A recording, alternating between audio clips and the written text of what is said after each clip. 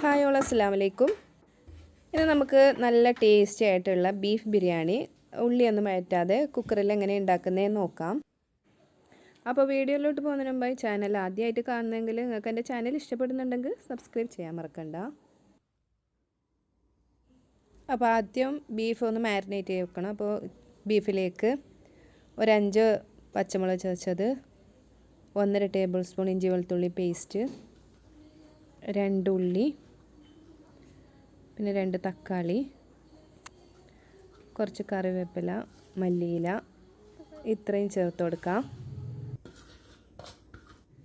ഇതിലേക്ക് 1/4 കപ്പ് തൈരും കൂടി ചേർത്ത് കൊടുക്കുന്നുണ്ട്. അപ്പോൾ അതിന് വേണ്ടിയിട്ടാണ് 2 തക്കാളി ഇട്ട് കൊടുത്തത്.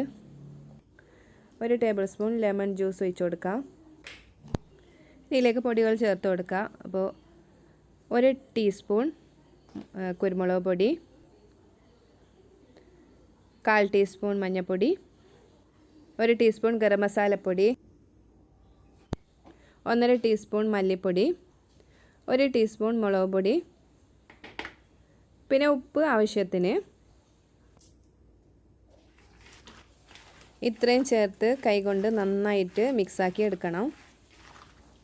ആ മസാലയെല്ലാം ബീഫിൽ നന്നായിട്ട് പിടിക്കാൻ വേണ്ടിയിട്ട് കൈ കൊണ്ട് തന്നെ നന്നായിട്ട് മിക്സാക്കി എടുത്താൽ മതി.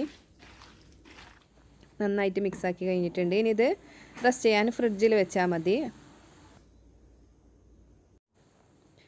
ഇനി ഒരു ചട്ടിയിലേക്ക് കുറച്ച് ഓയിൽ ഒഴിച്ച് കൊടുക്കാം. ഒരു 4 ടേബിൾ സ്പൂൺ ഓയിൽ ഒഴിച്ച് കൊടുക്കാം. അതിലേക്ക് ഒരു 4 ടേബിൾ സ്പൂൺ നെയ്യും ഒഴിച്ച് കൊടുക്കുന്നുണ്ട്. എണ്ണയും നെയ്യും ചൂടായി വരുമ്പോൾ അതിലേക്ക് അണ്ടിപ്പരിപ്പിട്ട് ഒന്ന് ഫ്രൈ ചെയ്തെടുക്കണം. അണ്ടിപ്പരിപ്പ് ഫ്രൈ ആയി വരുമ്പോൾ അതിലേക്ക് മുന്തിരി ഇട്ട് കൊടുക്കുന്നുണ്ട്. മുന്തിരിയെല്ലാം നന്നായിട്ടൊന്ന് നല്ല പൊങ്ങി വരുമ്പോൾ ഇനി എണ്ണയിൽ നിന്ന് കോരിയെടുക്കുക. അപ്പോൾ മുന്തിരിയെല്ലാം നന്നായിട്ട് പൊങ്ങി വന്നിട്ടുണ്ട്. ഇനി ഇത് ഒരു പ്ലേറ്റിലേക്ക് മാറ്റാം.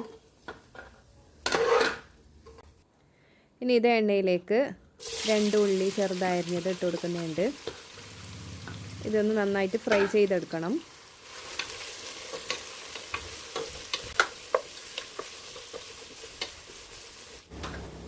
അപ്പോൾ അതാ ഉള്ളി ഫ്രൈ ആയി വന്നിട്ടുണ്ട്. ഇനി ഇത് എണ്ണയിൽ നിന്ന് കോരിയെടുക്കുക. ഇത്രയും മതി, അല്ലെങ്കിൽ ഇനിയും കൂടുതൽ വെച്ചാൽ കരിഞ്ഞു പോവും.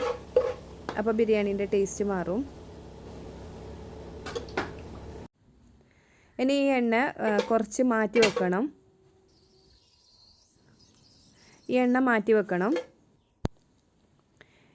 ഇനി എണ്ണയിലേക്ക് 4 ഏലക്ക, 1 ബേ ലീഫ്, 2 കഷ്ണം പട്ട, പിന്നെ 4 ഗ്രാമ്പൂ, ഇത്രയും ചേർത്ത് ഇതൊന്ന് മൂത്ത് വരുമ്പോൾ ഇതിലേക്ക് വെള്ളം ഒഴിച്ച് കൊടുക്കാം. അപ്പോൾ ഞാനിവിടെ വെള്ളം ഒഴിച്ച് കൊടുക്കുന്നുണ്ട്. ഇത് 1 കപ്പിന് 1.5 കപ്പ് എന്ന അളവിലാണ് വെള്ളം ഒഴിച്ച് കൊടുത്തിട്ടുള്ളത്. അപ്പോൾ 3 കപ്പ് അരിയാണ് എടുക്കുന്നത്. ആവശ്യത്തിന് ഉപ്പും ചേർത്ത് നന്നായിട്ട് തിളച്ച് വരുമ്പോൾ ഇതിലേക്ക് 3 കപ്പ് കഴുകി വാർത്ത് വെച്ച അരി ഇട്ട് കൊടുക്കുന്നുണ്ട്.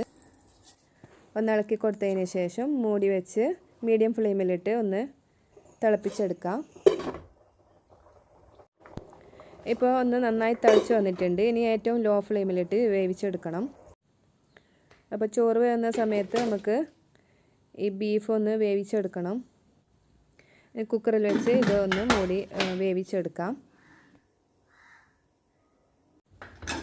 അപ്പോൾ ബീഫ് നന്നായിട്ട് വന്നിട്ടുണ്ട്. അപ്പോൾ അതിൻ്റെ എയറെല്ലാം പോയതിന് ശേഷം ഇപ്പോൾ തുറന്ന് വെച്ചിട്ടുണ്ട്. അപ്പോൾ ഇതിൽ കുറച്ച് വെള്ളമുണ്ട്. അപ്പോൾ അതൊന്ന് തിളപ്പിച്ച് കുറുക്കിയെടുക്കണം. തിളപ്പിക്കുന്ന സമയത്ത് നേരത്തെ മാറ്റി വെച്ച ആ എണ്ണ ഒഴിച്ച് കൊടുക്കാം.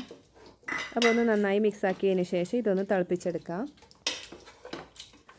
അപ്പോൾ ഇതാ നന്നായിട്ട് തിളച്ച് വന്നിട്ടുണ്ട്. അപ്പോൾ കുറച്ച് കുറുകി വന്നിട്ടുണ്ട് ആ വെള്ളമെല്ലാം. ഇനി ഇത്രയും മതി, നല്ലോണം ഡ്രൈ ആക്കി എടുക്കണ്ട. ഇനി നേരത്തെ ഫ്രൈ ചെയ്ത് വെച്ച ഉള്ളിയിൽ നിന്ന് പകുതി ഉള്ളി ഇട്ട് കൊടുക്കാം.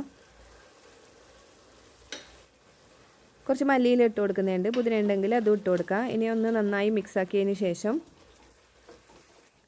ഇതിലേക്ക് വേവിച്ച് വെച്ച ചോറ് ഇട്ട് കൊടുക്കുന്നുണ്ട്. ഇതിലേക്ക് പകുതി ചോറ് ഇട്ട് കൊടുക്കാം.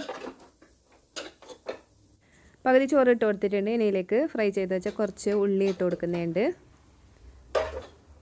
ഇനി അതിൻ്റെ മുകളിലേക്ക് ബാക്കിയുള്ള ചോറ് ഇട്ട് കൊടുക്കുന്നുണ്ട്.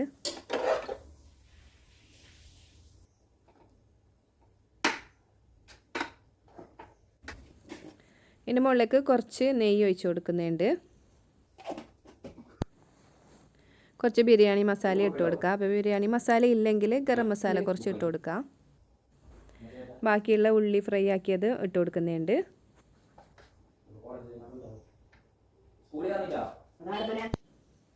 മല്ലിയില ഇട്ട് കൊടുക്കാം.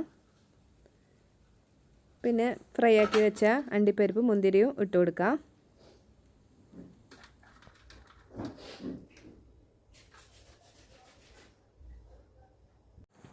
ഇനി ഇത് മൂടി വെച്ച് ഒരു 15 മിനിറ്റ് ലോ ഫ്ലെയിമിലിട്ട് ദം ചെയ്തെടുക്കണം.